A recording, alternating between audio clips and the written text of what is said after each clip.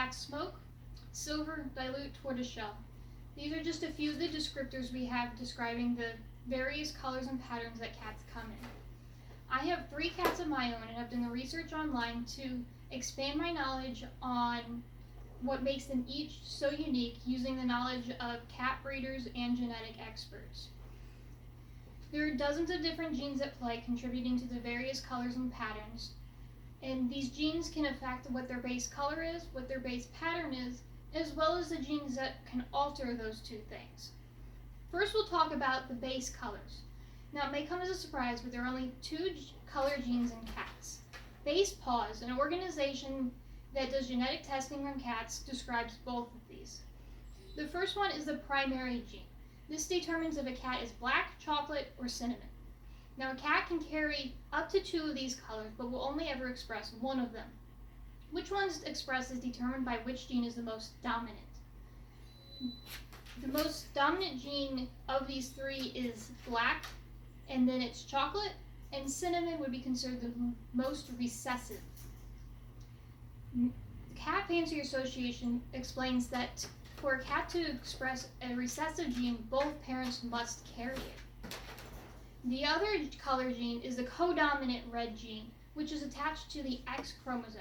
Male cats have 1 X and 1 Y chromosome. So if the red gene is present, the cat will be red. If not, the color is based on the primary gene. Female cats, however, have 2 X chromosomes. This means if both chromosomes have the red gene, then the cat will be red. If neither has it, then the cat will color will be based on the primary gene. But if she has 1 of each, then the cat will end up with a mix of colors, and this will either be called tortoiseshell or calico. Let's Talk Science explains the difference between these 2 as being based on the amount of white the cat has. Calicos have a lot of white and patches of color because more white equals less blended colors, so tortoiseshells, on the other hand, are mostly black cats with little to no white and orange blended throughout. My cat, Ember, is an example of a tortoiseshell. So she is a black-based cat with 1 copy of the red gene and very little white on her, so the red remains blended into the black. The next thing we'll talk about are the pattern genes. These genes determine if a cat is a tabby, and if so, what kind. There are 4 different kinds of tabbies. There's the classic tabby, which is a thick markings like lines and circles that form a bullseye type of pattern. And then there's the mackerel tabby that has vertical stripes down the sides. Spotted tabbies, as you may guess, have spots. And ticked tabbies have a banded fur that creates a look of being dusted with a darker color. In tabbies, the markings are actually what will remain the base color. So black tabbies will have black markings, and the background is brown or a gray color. Now, strangely enough, all red cats will have some tabby markings, even if they don't carry the tabby gene. The Cat Fancier Association calls these markings ghost tabby markings, and these cats will not breed as tabbies. My cat, Ash, is what we would call a brown classic tabby. So he is a black-based tabby with the classic tabby gene creating these circle markings on his sides, and his background color is more of a gray-brown color that is caused by the tabby gene. And lastly, we'll talk about the genes that can alter these base colors and patterns. There are many genes that can do this, including the dilute gene, which fades out the base color into a lighter version. So black dilutes to blue or gray, and red dilutes to cream. Then there is also the white spotting gene, which is what we see at play in any cats that have white markings, such as tuxedos.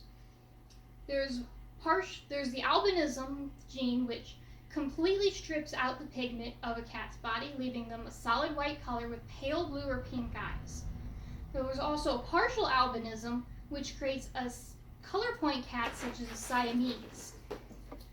Smoke cats have a white undercoat, and this is most noticeable in black cats that will end up looking smoky gray color because of the white underneath the black.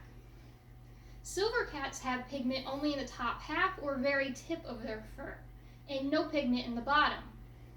And finally, we'll talk about the dominant white gene. This gene is a masking gene that acts like a blanket over all other color and pattern genes. This leaves a cat as solid white, usually with blue eyes, and is also often associated with deafness. These cats can breed as solid white cats and as whatever colors and patterns they're masking, as the Cat Fancy Association explains on their website.